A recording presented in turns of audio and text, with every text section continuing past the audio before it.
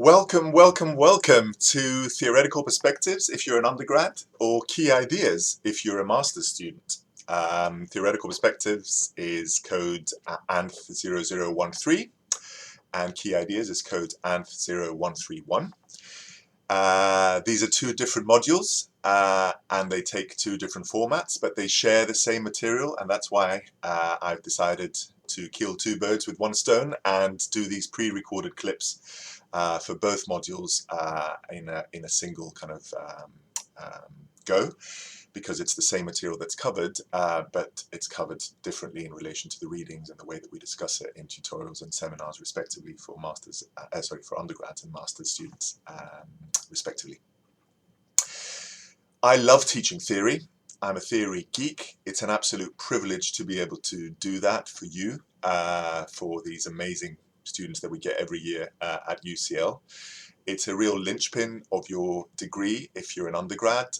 It's no longer a compulsory course as it used to be, but it is one that most people take in their second year because it is so useful in deciphering all the things that you're doing in your other modules in the second and also in the third year. So it's a prerequisite for a lot of things in the third year.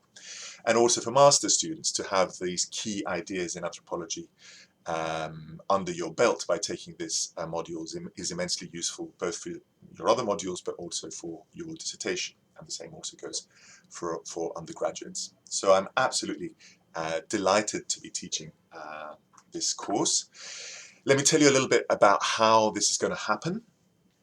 So we are still living in the throes of the pandemic, and for this reason UCL has decided to still keep a proportion of teaching online, and particularly these large lectures. So I'm doing these clips pre-recorded. I'm going to each week give you about an hour and a half, 5, 6, sometimes 7, but I think only once, clips to watch. This week a bit fewer, I think it's only 3. And I'll release those clips each week at Friday around noon. And then you have all of the following week, the weekend, and some of the following week to watch them. If you're an undergraduate, you'll have your tutorial with Nargis Ansari. She did the tutorials for this last year as well, and they went brilliantly, and she's doing them again this year. These tutorials happen on Tuesdays and Wednesdays. You'll know which group you're on by looking at your timetable. If you're a master's student, we'll have a seminar on Thursdays at 11 till 1. Somewhere in the engineering building. The details are on your timetable. And then on Friday, if you're an undergraduate, we also have a live Q&A lecture with me and Nargis fresh in the morning at 9 a.m. from 9 a.m. till 10 a.m. when you will be presenting questions that you will have prepared in your tutorial, and Nargis and I will be responding to them, and we'll have a bit of a discussion. So we have this live synchronous element as well. So that's the way this is going to run. There's going to be a second clip this week with more housekeeping regarding essays and things like that. So I won't go further into that. But I just wanted to say some general things about the kinds of dilemmas, really, that someone who teaches theoretical perspectives or key ideas is confronted with. So essentially, all universities that I know that teach anthropology have a module or a course roughly like this one. It's kind of necessary. And each person who's charged with teaching a module such as this one is confronted with a dilemma. What am I really teaching? Am I teaching the history of anthropological thinking?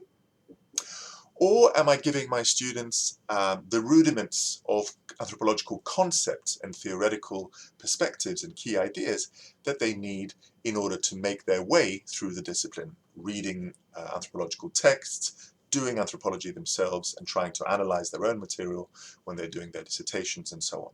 So am I doing a history, or am I doing a kind of conceptual introduction? Now, of course, these are not mutually exclusive, and everyone who does a course such as this one basically does a mixture of the two, and I do as well. But I'll come up straight and tell you that my approach is the latter. I see this as essentially a kind of rudiments of anthropological theory course, and I will consider myself successful if I think that by the end of it you have got enough of a grasp of the key ideas that anthropologists spend so much debating and elaborating and worrying about and contesting and criticizing and so on. If you have a kind of grasp of those debates, then I'll be happy. And if you want to have a kind of historical account of all that, I simply invite you to read some of the books that I've put on the PowerPoint presentation for this week. Each week I'll be putting the PowerPoint up. I'm extremely proud of my PowerPoints as well, as you'll find out in the course of the course. So on the PowerPoint for this week, I put some kind of nice historical takes on anthropology, some of them very critical, and so on, that you can get from the library or buy if you want to, and you can do that in your own time. Having said that, the way that I've chosen to present these key concepts that you're going to need is roughly chronological, right? So we're going to be moving through anthropology in a roughly historical way, but I don't see myself as kind of being responsible for presenting the history of anthropology for you in this course, right? But I do organize the concepts in a roughly historical order, as you'll see, right? So if you like, the history of anthropology is folded into this conceptual theoretical presentation that I'll be giving you. That's the way that I see it. Good. So what are the key objectives of a course such as this one? What are the key aims of the course? Well, first of all, to explore key theoretical perspectives that have shaped anthropology. So the concept of society, the concept of culture, the concept of structure, the concept of materiality, right? Colonialism, post-colonialism, decolonization. These are all words that have a kind of polar pull on anthropological thinking, and that's what I'll be acquainting you with. And in doing so, to engage critically with the history of the development of these ideas. What is theory for? Who gets to make theory? How should anthropological knowledge be produced? By whom? Who and what should be the subject and the object of anthropological theory? And whose theories do we take seriously and whose don't we take seriously, right? So all of these are contested, highly political, but also kind of conceptual, theoretical questions for anthropologists. What is theory? Why do we even have theory in anthropology? Why don't we just tell stories, right?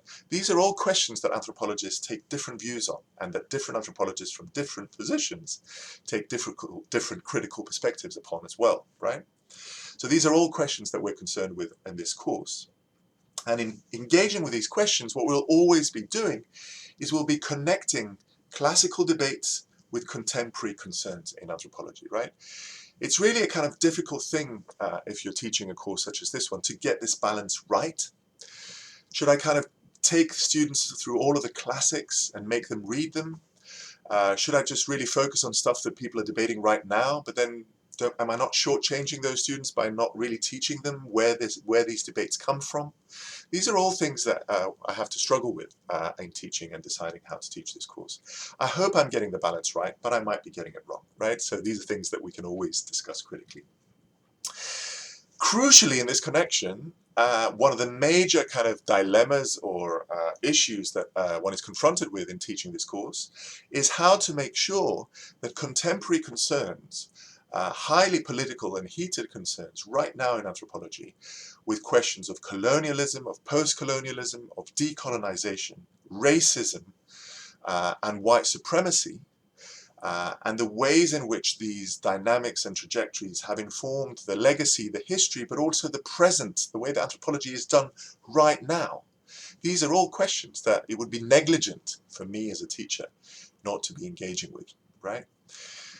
So getting the balance right, teaching you the history of anthropology, all the key concepts, but also being thoroughly critical about them from the perspective of the present as well as the past and the future, if you like, because it's the future of our discipline that's at stake when we teach these things, right? And when we learn about them. It's a massive responsibility that I feel that I have in teaching this course, right? These are all things that we're going to be confronting in this course.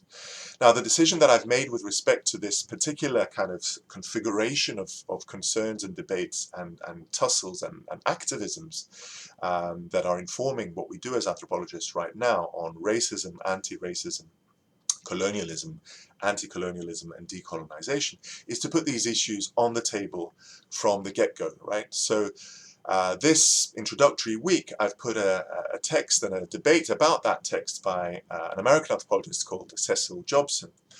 And the text is provocatively called "The Case for Letting Anthropology Burn." And it's precisely the case for letting anthropology burn in relation to its racist and white supremacist legacies and contemporary practices that Cecil Jobson is making. So I've put this reading and a YouTube clip about the reading with Cecil Jobson and other colleagues debating it on the required stuff that you need to do for this week, to really put these issues on the table from the very first week and then continue to debate them as we unfold the kind of development of anthropological thinking in weeks to come, right? So we'll be returning to these questions again and again, and we'll be tackling them head on again in the final weeks of the course, where we're looking at feminism, at colonialism and post-colonial theory, and at the question of decolonization. So these are all things that we'll be debating throughout and really putting at the forefront of our thinking for this course. So that's how I've decided to confront these questions by engaging with them critically throughout. So welcome once again to this course. You can get some housekeeping in the next clip, and then some further kind of theoretical considerations in a final clip after that. And see you in the next clip.